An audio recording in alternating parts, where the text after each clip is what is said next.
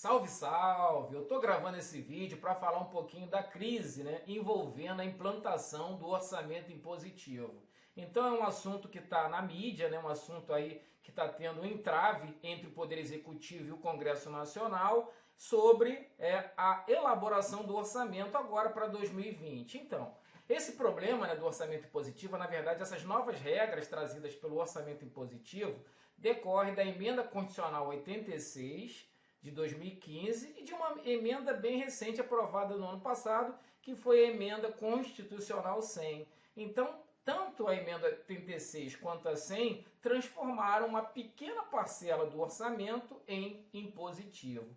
Porém, isso está sendo objeto de debates calorosos no Congresso Nacional. Por que isso? Porque, na verdade, o primeiro projeto de lei, após a emenda constitucional 100, teve vetos, tá, gente? Teve vetos promovidos pelo chefe do Poder Executivo, pelo Bolsonaro, nas questões envolvendo emendas de caráter impositivo. Então, qual é o objetivo desse vídeo? Não entra no contexto político, tá, gente? Isso não é o objetivo desse vídeo. O objetivo desse vídeo é explicar como funcionam as regras, que estão envolvidas nessa questão do orçamento impositivo, ok? Então esse vídeo é basicamente para isso. Então, gente, já vou solicitar aqui um pedido para vocês me seguirem nas minhas redes sociais, Professor Alexandre Teshima, ou se inscrever no meu canal do YouTube, Professor Alexandre Teshima. Então vamos lá para a gente conhecer um pouquinho melhor essas regras atinentes ao orçamento impositivo.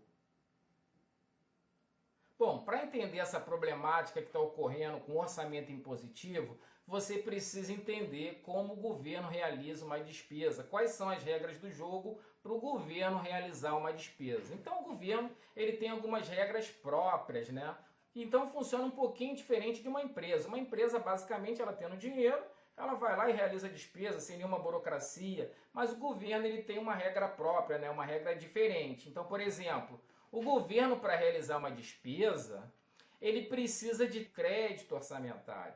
Crédito orçamentário é uma autorização específica para realizar determinada despesa. Então, na verdade, ele tem que ter essa autorização, que vai ter lá um determinado valor, que é chamado de dotação. Esse crédito, ele é dado através de uma autorização legislativa. Isso mesmo, tem que ter uma lei autorizando o governo a realizar uma despesa.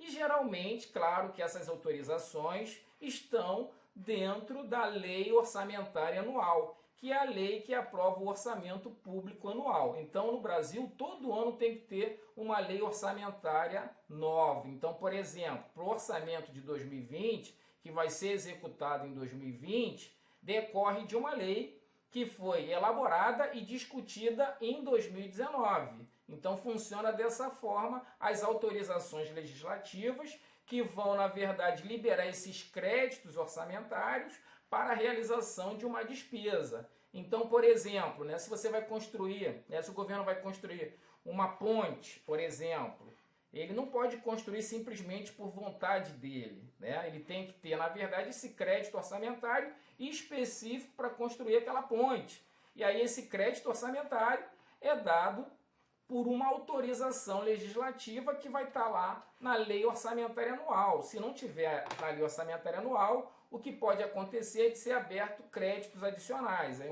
um procedimento específico à parte. Então, primeira regra é entender exatamente como funciona nessa questão da realização das despesas pelo governo. É bem parecido com a nossa vida pessoal. Quando a gente vai, por exemplo, no supermercado, no shopping fazer uma compra, a gente não precisa basicamente ou imediatamente do dinheiro. Se a gente tem um cartão de crédito, com limite, a gente já pode realizar a despesa. A mesma coisa acontece com o governo. Ele não precisa ter imediatamente o dinheiro, mas ele tem que ter o crédito, essa autorização legislativa específica. Diferentemente da nossa vida pessoal, o nosso crédito é dado pela empresa de cartão de crédito e no caso do governo, esse crédito é dado através de lei. Então é a lei que autoriza ele a realizar determinadas despesas. Então esse é o primeiro ponto para você entender a problemática do orçamento impositivo.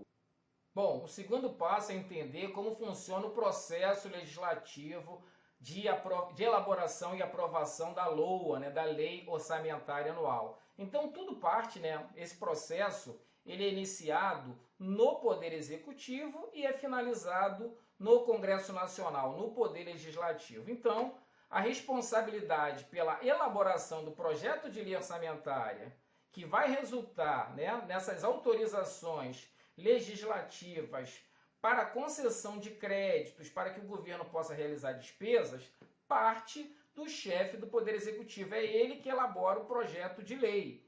Esse projeto é elaborado e encaminhado para discussão e aprovação pelo Congresso Nacional. E é nesse momento, tá, gente, que o projeto está sendo discutido no Congresso Nacional, que os parlamentares podem modificá-lo através de emendas. Então, os parlamentares podem modificar através de emendas individuais, apresentadas individualmente por cada parlamentar, ou, por exemplo, por emendas de bancada, né? Lembrar que cada estado tem uma bancada, então essa bancada também pode apresentar emendas que vão modificar o projeto de lei. Então, tem toda essa sistemática de discussão e aprovação. Bom, e depois vai ter a votação final lá no Congresso Nacional, e aquele projeto que foi encaminhado pelo Poder Executivo, ele geralmente é substituído pelo projeto aprovado pelo Congresso Nacional, com a inclusão dessas modificações provocadas por essas emendas individuais ou de bancada, beleza? Então, por enquanto, a gente vai devagar até entender de fato a problemática da imposição dessas emendas. Bom, e aí depois esse projeto aprovado pelo Congresso Nacional, ele vai para o Poder Executivo, né? O projeto de lei vai para o Poder Executivo. Na verdade, aquele projeto de lei que foi encaminhado nem sempre é o que volta para a aprovação do Poder Executivo, porque ele sofre essas modificações através de emendas. E aí o chefe do Poder Executivo, no caso da União agora atualmente o Bolsonaro, ele pode sancionar o projeto, aceitar tudo que foi modificado pelo Congresso Nacional ou vetar, né? E o que aconteceu especificamente no orçamento 2020? Houve veto, né? Houve veto exatamente em tudo aquilo que estava relacionado com as emendas de caráter impositivo, né? Essas emendas de caráter impositivo, então teve lá veto do governo. E hoje, atualmente, a gente está na etapa, porque toda vez que tem veto, esse veto pode ser derrubado pelo Congresso Nacional. Então a gente está exatamente nessa etapa aqui. Hoje, né, o Congresso Nacional ele está discutindo se aprova o veto ou rejeita o veto. Então esse veto que foi feito pelo Poder Executivo nas questões envolvendo as emendas impositivas, hoje, tá, gente, está sendo discutido se o Congresso Nacional vai aprovar ou rejeitar, basicamente, esses vetos, né, provocados aí pelo chefe do Poder Executivo, atualmente o Bolsonaro. Então, essa é a problemática, tá, gente, que está ocorrendo agora. Então, a gente está aqui nessa etapa do processo legislativo. Então, é importante, como segunda etapa, né, para a gente entender bem essa problemática, é entender como funciona esse processo legislativo de elaboração da lei orçamentária anual.